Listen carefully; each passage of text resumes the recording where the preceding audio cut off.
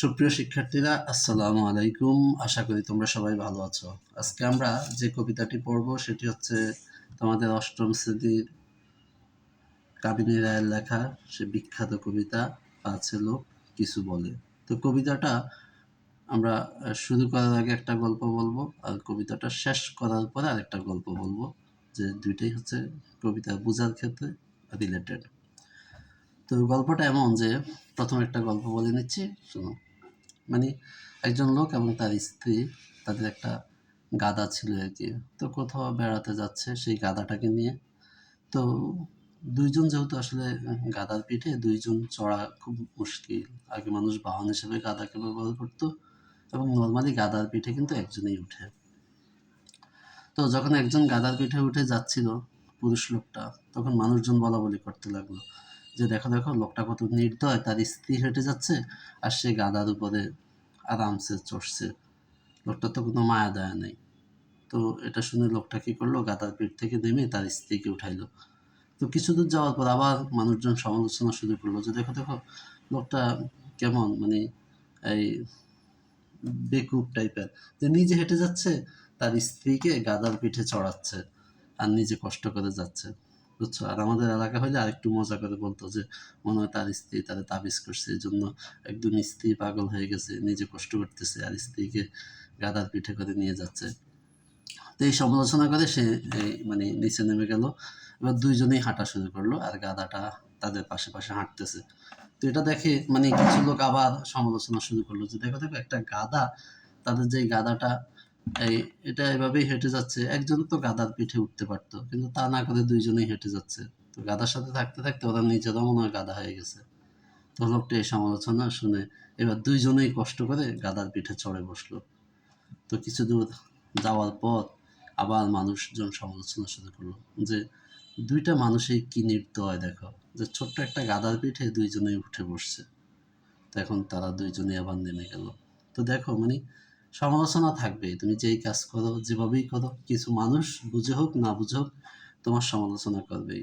তো সেজন্য আমাদের উচিত এই মানে মানুষের সমালোচনার দিকে খুব একটা কর্ণপাত না করে তোমার কাজ, তুমি যদি মনে করো সেটা মহৎ কাজ, তাহলে তুমি সেই কাজটা করা। এবার আসো আমরা কবিতাটা বোঝার আগে একটু কবি সম্পর্কে তোমাদের বই দেওয়া আছে, এতটুকু পড়লেই যথেষ্ট।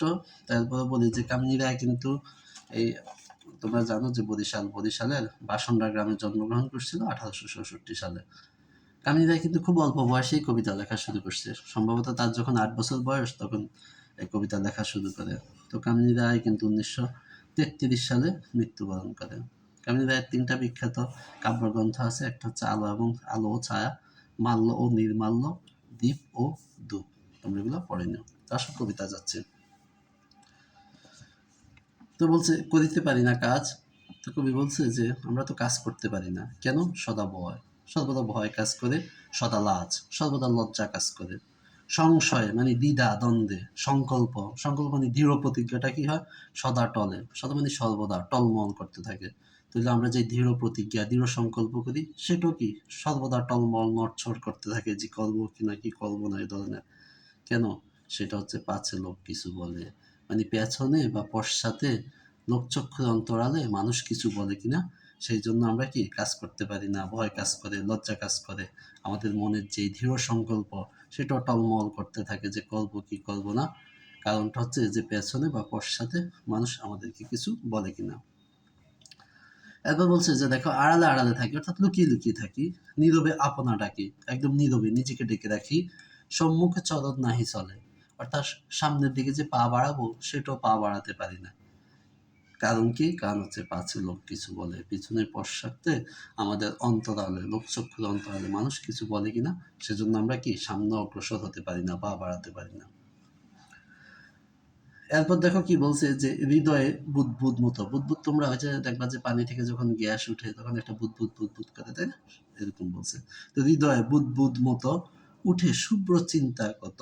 তাহলে তাহলে তোমরা এই শুভ্র শব্দ অর্থ হচ্ছে সাদা, তাই না, মানে সাদা, এখানে মানে কত ভালো চিন্তা বলতে বোঝানো, মানে সাদা শব্দটা মূলত এই ভালো ভালো চিন্তার কথা বোঝানো হয়েছে। তাহলে হৃদয়ে বুদবুদের বুদবুদ মতো মানে অসংখ্য উঠে শুভ্র চিন্তা, কত কত ভালো চিন্তা মনে জাগে, মিশে যায় হৃদয়ের তলে, সেটা আবার হৃদয়ে মিশে যায়, সেটাকে আমরা কাজে পরিণত করতে পারি না। কারণ কি, ওই যে সেটাই, পাছে লোক কিছু বলে, যে আমাদের পেছনে লোক কিছু বলে কিনা।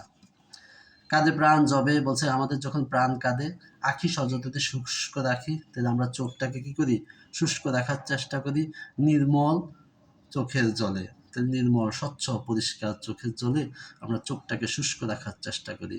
কেন? ওই যে সেটাই, পাছে লোক কিছু বলে, যে আমাদের পেছনে মানুষ কি ভাববে, কি বলবে, সেই চিন্তায়। একটি স্নেহের কথা প্রশমিতে পারে ব্যথা। তাহলে একটা স্নেহপূর্ণ কথা যদি বলো, প্রশমিতে মানে প্রশমন করতে, লাঘব করতে, কমাতে পারে ব্যথা, তাই না?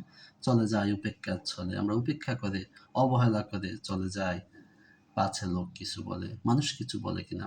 তো এটা মূলত এরকম, যে তুমি দেখতে পাচ্ছ যে রাস্তায় কেউ বসে কান্না করতেছে, বিষণ্ণ মন নিয়ে বসে আছে, তো তুমি যদি তাকে দুই একটা সান্ত্বনার বাণী, কথা টথা বলো, তাহলে দেখবা যে তার ব্যথাটা একটু লাঘব হবে। কিন্তু আমরা কি তা করি? অধিকাংশ মানুষই তা করে না, উপেক্ষা করে চলে যায়। চলে যায় কেন? ওই যে মানুষ যদি কিছু বলে, সেজন্য। মহৎ উদ্দেশ্যে যাবে, বলছে মহৎ উদ্দেশ্যে যখন একসাথে মিশে সবে, তাহলে মহৎ উদ্দেশ্যের জন্য, মহৎ উদ্দেশ্য যখন একসাথে মিশে সবে, তাহলে যখন মহৎ উদ্দেশ্যের জন্য অনেকেই একসাথে মিলেমিশে যায়, পারি না মিলিতে সেই দলে। আমরা কিছু মানুষ আছি যেগুলো সেই দলে, যারা সেই দলে মিশতে পারি না। কেন মিশতে পারি না? পাছে লোক কিছু বলে, যে মানুষ কিছু বলে কিনা, সেজন্য আমরা মিশতে পারি না।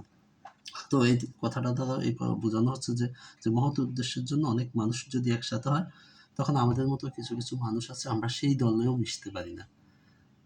মিশতে না পারার কারণ হচ্ছে যে আমরা চিন্তা করি যে পিছনে, আমাদের পশ্চাতে, অথবা আমাদের অন্তরালে মানুষ আমাদেরকে কি বলবে, সেই চিন্তা আমরা সেই কাজটা করতে পারি না। এরপর দেখে বলছে যে বিধাতা দিয়েছে প্রাণ, যে স্রষ্টা তো সৃষ্টিকর্তা আমাদেরকে প্রাণ দিয়েছে, থাকি সদা ম্রিয়মান, কিন্তু তারপর আমরা কাতর, মানে বিষাদগ্রস্ত, হতাশাগ্রস্ত হয়ে থাকি। শক্তি মরে, আমাদের ভিতর যে লুকায়িত সুপ্ত প্রতিভা আছে, শক্তি আছে, যে ভালো কিছু করার যে আপ্রাণ চেষ্টা আছে, সেটা কি মরে যায়। কিভাবে মরে? ভীতির কবলে, মানে ভয়ের কবলে। সেই ভয়টা কি, যে পাছে লোক কিছু বলে, মানুষ আমাদেরকে কিছু বলে কিনা, সেজন্য। তাহলে আশা করি তোমরা কবিতাটা বুঝতে পারছো। তো তোমাদেরকে প্রথমেই বলছি যে এই কবিতাটা বোঝার শেষে আরেকটা গল্প বলবো। তো সেই গল্পটা হচ্ছে, এক গ্রামে একটা মহিলা ছিল। তো যেই লোকে বিয়ে শাদী করে আসতো, ওই মহিলা, আমরা গ্রামে দেখো না যে বউ দেখে, বউ দেখে আসার পরে, তো ওই মহিলা বউ দেখার পর সমালোচনা করতো, যে এটা তো নাক এরকম, চোখ এরকম, এটা তো খাটো, এটা তো লম্বা বেশি, এটা তো কালো, মানে বিভিন্ন ধরনের তার সমালোচনা থাকতোই। একটা ছেলে চিন্তা করলো যে এই মহিলা যাতে সমালোচনা না করে, সেজন্য এমন একটা মেয়ে বিয়ে করবো যাতে একদম নিখুঁত, খুবই সুন্দরী হয়, যাতে তার সমালোচনা না করতে পারে। তো অনেক দেখে দেখে, মানে দেখাশোনা করার পরে একটা মেয়ে মানে বিয়ে করলো, যে আসলে মোটামুটি নিখুঁত, তার সমালোচনা করার খুব একটা জায়গা নাই। তো বিয়ে করার পর মহিলা সেই যথারীতি মানে দেখতে আসছে, দেখে সে না, মানে খুব একটা সমালোচনা করার জায়গা পাচ্ছে না।